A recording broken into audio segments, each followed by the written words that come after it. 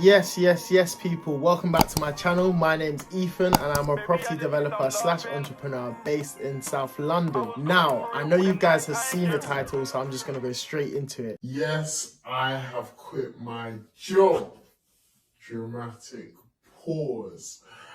I quit my job, and disclaimer, this does not mean I've made it or made loads of money. This is just a new chapter in my life. And to be honest with you guys, this isn't new news. I actually quit my job in June when I was 23. So I turned 24 in September. Yes, I quit my job back in June and I didn't actually tell anyone. So I didn't tell most of my family, just a really small number of friends that I decided to tell. And mainly because I didn't want anyone to project fear onto me. So I'm now coming out here to tell you guys that I quit my job now because I am 2 foot deep now and I'm confident and I'm excited to go. And I want to take you guys on this journey with me. So I wanted to be as transparent as possible because I know a lot of you guys ask me still to this day, how do you get to do all of this stuff whilst you're at work? Or I get loads of messages, what's it like balancing my full-time job with the whole property stuff, which is what I was doing before. But now I've taken this, I've started this new chapter of being a full-time entrepreneur and I've got so many ideas and things I want to execute. So I felt like this was the time, and if I didn't do it now, I don't think I was ever going to do it. So I'm making this video to let you guys know the thought process and what I've got planned, and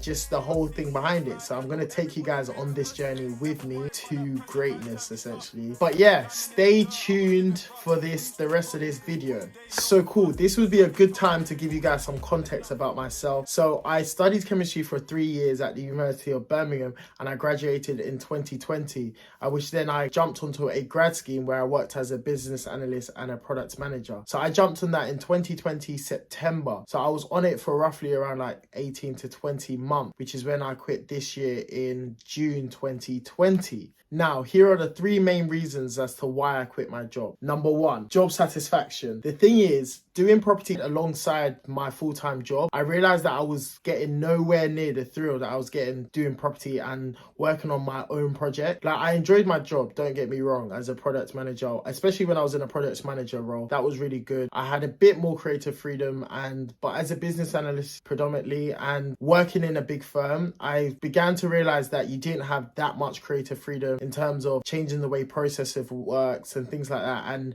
there was a lot of processes that, let's say, I didn't pretty much agree with, or processes that had been there for a long time and no one was questioning why we was doing those long processes, which got really annoying. Not being able to change things and just being, I felt like, you're kind of restricted in terms of how you think because of the role that I was in. So doing property alongside that, I realized the difference in terms of, my happiness, and when I was going out on viewings and looking at properties and just even doing simple deal analysis, the thrill I got at that was just so much more exciting. So I'd say job satisfaction was my main reason, my first reason. And then number 2 was I had a proof of concept. And what I mean by that is doing my first flip and being able to achieve more than my yearly salary in the space of 6 months or even 3 months in, let's say, actual work that I was doing in terms of managing. Being able to achieve that gave me the confidence to say, okay, cool, I've been able to do this. I can replicate this 2-3 times a year and I can be earning way more and be working within a better tax structure where I can benefit more from as well. So just having that proof of concept to me just made more sense and gave me the motivation to say, okay, cool, Ethan, yes, you can do this. So that was my second reason as to why I decided to quit. And that one was actually really important for me. And I think when the whole process started going through and I realized how much I had benefited from it and the different ways that I started using my business in terms of expense and things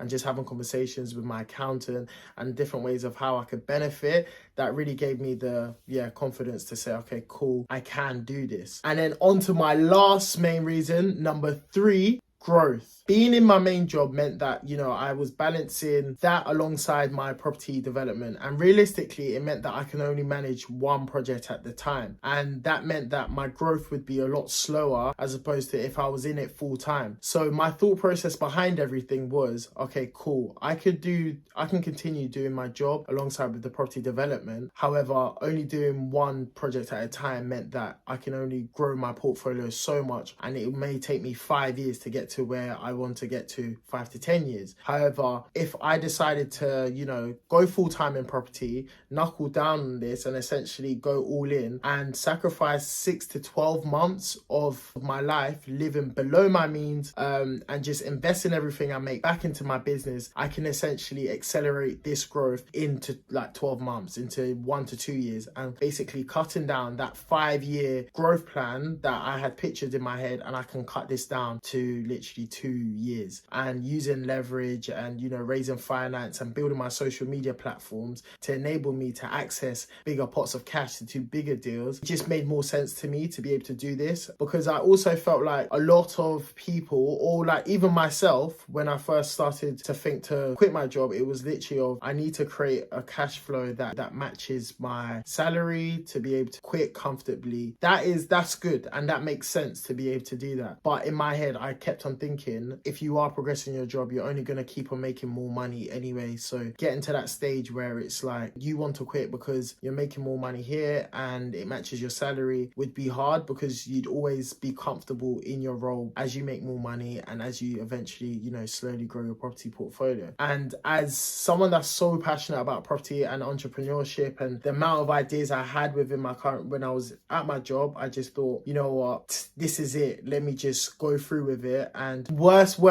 case scenario, which is what I always say, like worst case scenario, I've got the skills to go get another job. I can take this leap of faith and nothing comes off it after 12 months, and I can literally just be back on LinkedIn looking for jobs, and I'd feel no shame about it. I think the biggest thing is that I'd be happier that I did that instead of being in my job for the next 12 months and keep on thinking to myself, I could have been doing property full time, or I could have been trying this new venture or that new business venture. I could have been a part of that, XYZ. So me taking the leap of faith to be able to do it for the next 12 months doesn't mean, you know, I have any shame in going back and getting a job. No, I have no shame in doing so. That's not part of the plan. Like, it won't be part of the plan, but that was my mindset behind it, is that I have got these set of skills. I have worked in industry for nearly 2 years, so getting a job wouldn't be hard. If employees were to ask me, what were you doing during that time? I was trying to build a business, and I did achieve XYZ. However, I am quite confident in myself that I can achieve what I want to achieve in the next 12 months.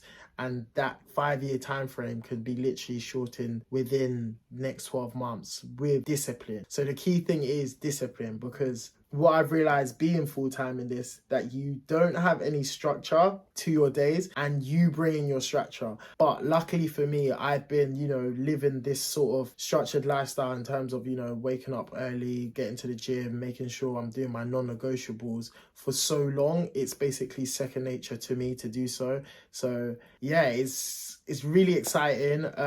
I wanted to create this video because I do want you guys to come on this journey with me, and I want to be able to look back at all these videos and think, damn, that's where I was 12 months ago, and look where I am now. So this is a sense of, I'm going to give you guys advice, how it's going, share the wins, the losses with you guys, full transparency as well. And this is also accountability for myself, because now I've told you guys that, you know, this is what I do day in, day out.